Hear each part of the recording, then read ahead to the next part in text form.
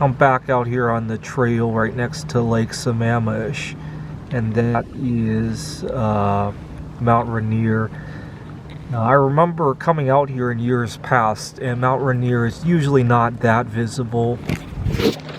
We got the sun over there, and one of my most fondest memories of the beginning of COVID-19 was I was still living out of my car at the time.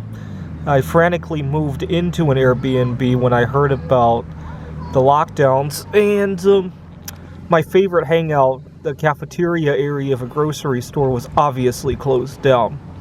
It was sad because I made a lot of memories there, I made a lot of connections there, I did a lot of stuff there, and it was all locked down. And I left that area after I saw that it was locked down. I left and I went outside to view. It was around the time of sunset, so either Mercury or Venus in the sky, and pollution had started to die down, and maybe I don't remember viewing Mount Rainier, but I remember going outside and thinking, wow, at least nature isn't locked down. And obviously I couldn't see my girlfriend anymore because she lived with her family.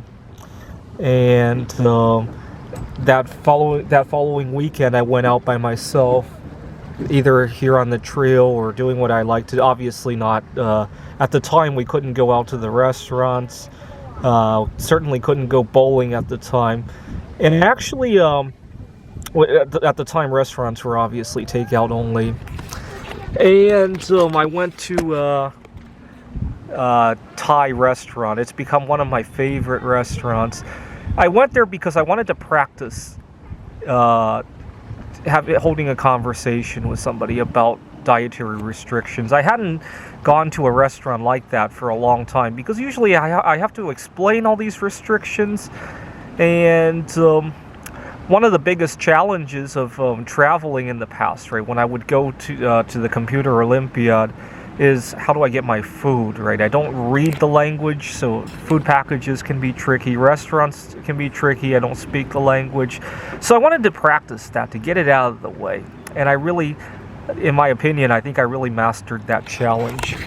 And so I got comfortable with going out. It's also a big problem with me in terms of social anxiety problems.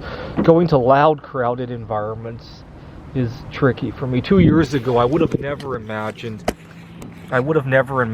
going bowling. Unfortunately, it looks like I have to take a break from that again because we are closing back to phase 2 on Monday, it looks like. And I'm not sure if that means bowling alleys will only open 50% or if they can open at all. I'm not sure.